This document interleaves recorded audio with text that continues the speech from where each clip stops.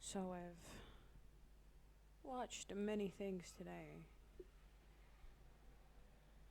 I've consumed many things today that have made me think about a lot of stuff today.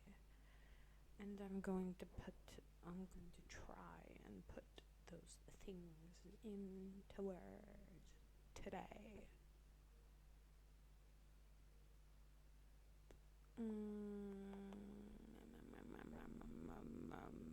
Let's not discuss the documentary of the new economy I watched to ease my way, to make myself believe that, oh, I'm actually learning something. I'm not just consuming content. It's okay. I'm watching a documentary and I really like watching documentaries. I really like it, actually, I do. But that's not what happened. After that, I watched Rick and Morty because I love Rick and okay. And then it started. Then it started. Very little. I haven't been skipping videos, but I have just been scrolling through the YouTube feed, unengaged in anything, until I found the little clip of the movie Demon Hunters. Oh yeah, all of this before then. Before all of this, I also watched a video on astral projection. Then I watched Rick and Morty. Then Demon Hunters, and now Jungian analysis on the trickster. I'm gonna delve into all of that if I can, if my brain would like to. So,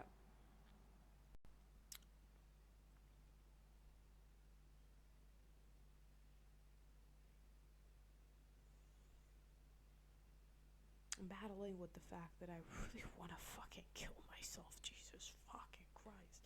And it's like a fucking like, because before I used to joke about like, I'm probably not gonna be here when I'm 30. I'm probably gonna like live a good life. I'm gonna make a lot of money. I'm going to make a lot of impact. I'm gonna do what I want to do. And then when I'm 30, I'll just disappear. You won't know if I'm dead. But be assured that by the time I'm 35, I probably am. It's not because of the age, but it's like I always saw myself as having like certain type of purpose. You know, a certain type of purpose. It isn't a big impactful purpose like a director, for example, though I am studying directing, which is silly because I am investing a lot of money in it just because I want to sleep well in this bed that isn't mine, and I want to not feel like I'm a disappointment because I didn't have I didn't have a degree,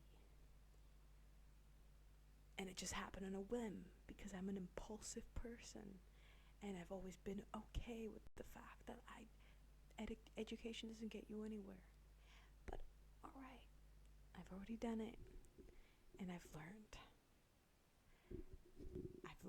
Yes, it cost me 4,000 euros, but I've learned 4,000 of my hard-earned McDonald's working euros. I know, but that's okay, because who cares about the months I was going to give myself of leisure and not worrying about going to work and talking to fucking kiss ass bosses. Who cares? That wasn't my path. Whether I chose it on purpose or I chose it on mistake, it wasn't my path, and that is okay.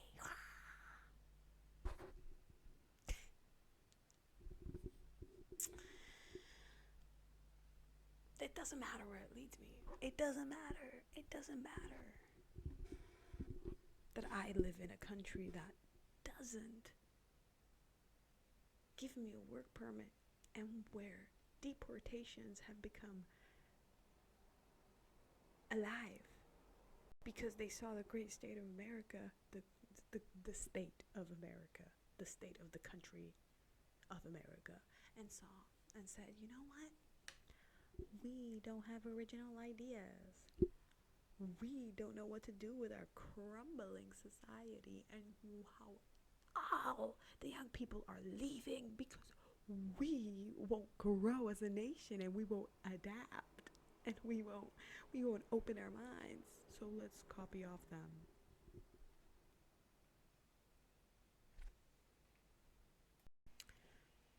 But that doesn't matter. I don't even remember what I was talking about. Oh, look at that. You see that? You see that? Ooh.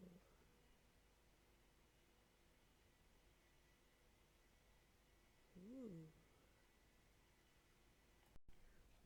And now where does all of this come from, right? Where does all this rambling come from? The fact that I'm engaging in a lot of things that are just worthless in my opinion, and it is very nihilistic for me to, pessimistic for me to think this way, and very immature at the age of 23. I understand I should be the most positive I can be, but sometimes I really fucking can't, okay? And that's why I'm going to start talking about the trajectory today of what type of shit I watched. Starting off with astral projection, and with how positive this person on YouTube was 13 years ago, and how sweet they were, and how that they added a song. They added the Firefight song at the end of it. They were so like, astral projection is amazing. And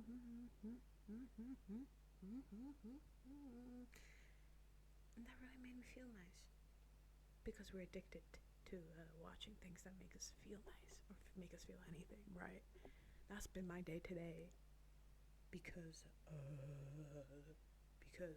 for the past few weeks I've been rambling about how, you know what, for some reason cramps have been like giving me a hard time lately. I've never had this happen in my life before, but now they have, and wouldn't you know it, cramps gave me a very hard time today, a time that I've never had. Wow, why you're used to this, why are you crying, type of fucking shit. So be careful with what you say. Be careful, because it's listening, everything is listening. And yes, I understand, but this is frustration, and I shouldn't be, and whatever. Okay, we are here, and we are queer. I'm not queer. Actually, if we start talking about that, I don't really have one. I thought about how, would astral projection give any meaning to this life? Would it give me a more distance? Like the type of distance that everybody talks about that they get with ketamine. Like, well, it's actually used for therapy. Yes, I'm so, this is a very biased. I've had one terrible experience with ketamine on very, very obvious reasons. Like, obviously I had a terrible, but either way, I personally just don't like how people get so high and mighty. But okay, that's not enough. So I thought about astral projection, and the main note that I have from that, please forget all the babbling I just did.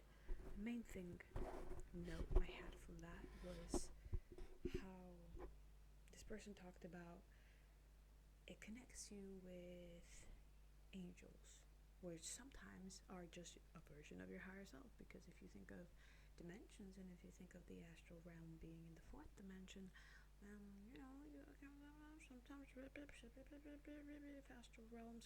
if astral projection can kind of like depict the future and the past, and kind of show you the future and the past. And sometimes you just get help from like a higher version of him, blah blah blah blah. Sometimes you get help from like angels that are different, guides, and all of that bullshit, you know. And to that I said, if it's been very hard to have faith lately for me, because sometimes I think everything I'm doing is a bit too selfish, and that if I believe that it's my higher self helping me, it's just like, well, aren't you a narcissist? Oh, you make the world. You are God. Oh, you are everything and everyone. Oh, whoop-de-doo. Doesn't that solve everything? And at some point, it was a very selfless, like, way of thinking. And for some reason now, it's a very selfish way of thinking. And I'm not saying this in a, like, I'm enlightened. It's selfish. No, it's just like the pendulum swung from this extreme to this extreme. And I am observing both sides with the same, like, clarity.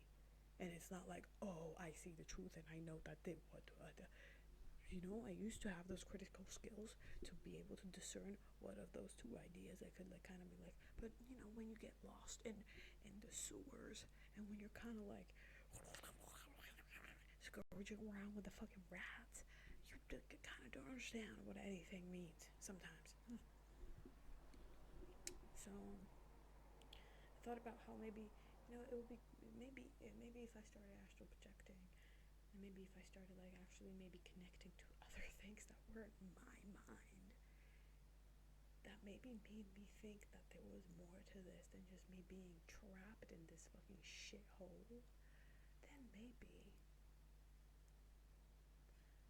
I'd be able to do something in this decade I have left alive. And that was the first thing. And then after it, I watched Rick and Morty. I watched the episode where Beth and Beth turned themselves into younger Beth and Beth. And yeah, the main thing I remember is Beth and Beth fighting, and then their dad coming in through, like, an explosion. Like, yeah, what the fuck? And that kind of went, wow, okay, cool. That's an impactful scene. And that's just like what cinema is. It's such an easy scene. It's such an easy, like, meaningful scene where you just see this and you see them and you see that and you just see him, and then just impactful, easy, feelful. You shouldn't be addicted to what makes you feel something. I know, I understand, but do I really know? I don't know. Crazy, right? And after that, to finish that, I went back on YouTube and started rummaging around, and I found Demon Hunters, and I said, wow, they do sing very well. Wow, these generation K-pop artists are great singers. I love great singers. Let me watch this movie. And I went and watched the movie, and it's directed towards the K-pop fan base, which tends to have a specific type of humor that I never really enjoyed. But I nevertheless skimmed through the movie, and I forgot about how, and it had a nice message. Which was, it isn't all happy, you are strong, is it? Why don't you show what makes you, what past parts of you made you a demon? And now those two ideas kind of like, they're kind of at war in my head, because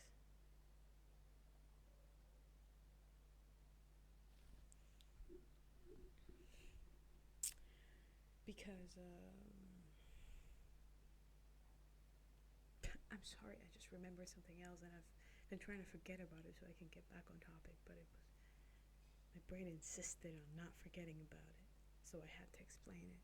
Are you happy now, brain? Are you happy, brain? Thank you. Okay, let's continue. They're at war because some point,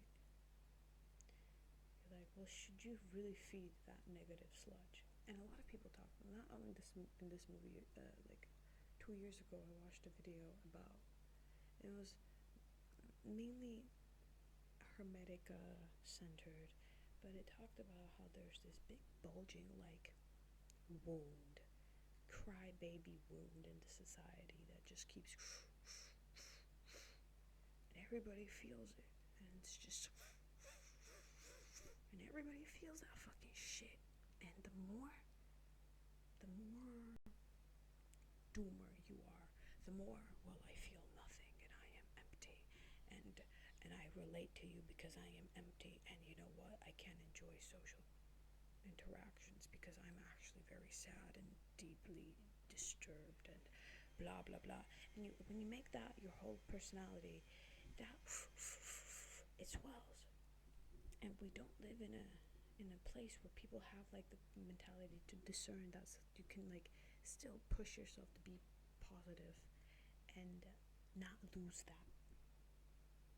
And I say this from personal experience. This might come from like a scratch that I have that I'm not letting heal, but, and it's also could be just completely my own perception of it, but when you act happy in front of people and you don't act like a miserable piece of shit because you don't want to feel like that, people don't take you seriously, and it's fucking annoying. But then when you realize it and when you get butthurt about it, that's it, you fucking ruined it for yourself. And then you learn. And I shouldn't have said it like that because it sounded butthurt, and I guess it is a scratch that isn't healed. But I say that in it mainly to most of the public. You really do have to show a vapid, empty face. And then to this one layer deep public that see that vapid, empty face, but those one layer deep public, they always just kind of show off a nihilistic, cynical, resentful face. There's just like, none of this matters. Fuck this shit, none of this matters. If they see a vapid face, then they'll write you off as a vapid thing. Then good riddance. Now, where is this fucking coming from? Like, just fucking,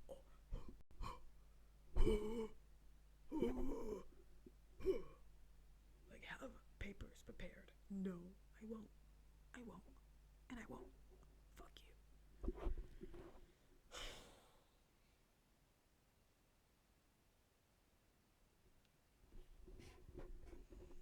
But then you also think about, it's just like, maybe I was just a vapid person. Maybe I am a vapid person that tries to believe that they are somehow hurt and deep and whatever the fuck.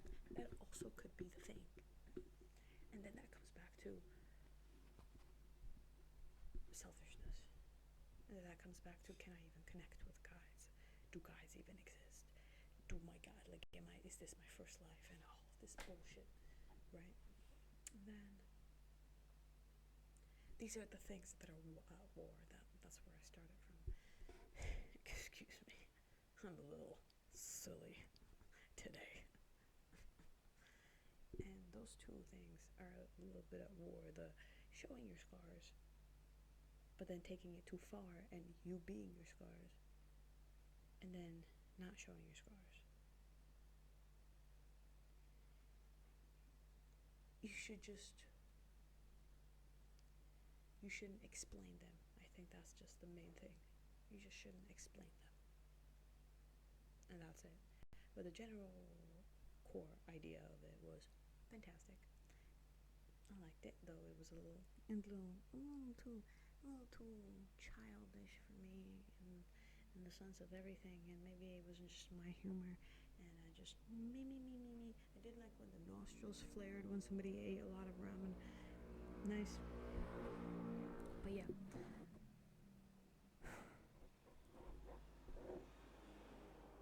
And then I watched the Trickster episode video on YouTube, and I did always think of the Trickster as also like a collective conscious thing, like an entity. I didn't really think of the trickster as like an individual thing that everybody felt or went through at some point and many points in their life. It was always like somebody is the trickster and somebody isn't the trickster. But it's more of, it takes toll. It comes alive when it finds you unguarded, and when it finds doubt, and when it finds all of these things, it comes alive again. That's why you should be like very like, hello, I'm alive and I'm aware of everything I do. Me. And yeah, I think I'm done for. Really, truly, I think I am over. Spirit guides, I know I shouldn't be speaking to myself like this. Higher self, I really know I shouldn't be speaking about myself like this. And maybe this is just all period talk. But let me just check something, okay? But either way,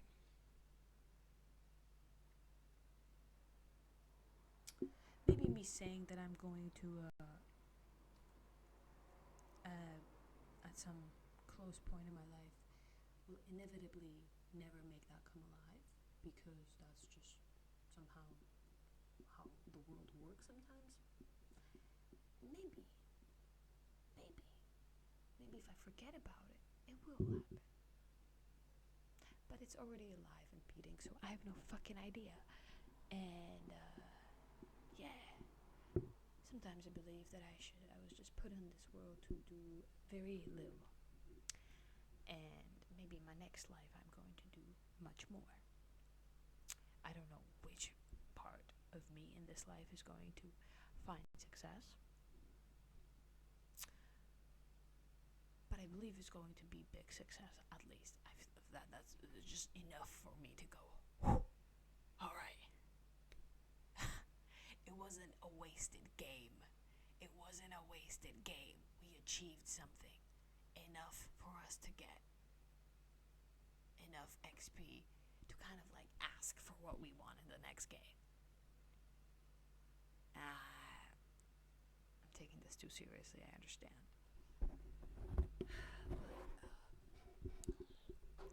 Gotta go eat some watermelon now.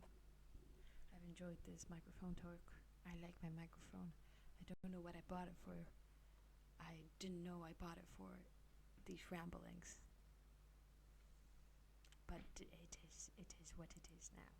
And I can hold it like this, and I really like that. I can go, hello world, and hello the underworld. Today we are reporting back to you from the chronicles of Miss Xdea. How we love to see it. How we love to see her formidable trials and receiving a Deus Ex Machina and naming it as a Deus Ex Machina because she believes that might have some type of impact on her life.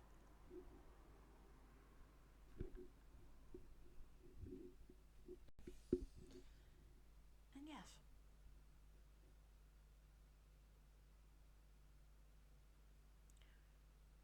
I might check in on you later. I might not. Now I'm gonna go eat some watermelon and some cheese.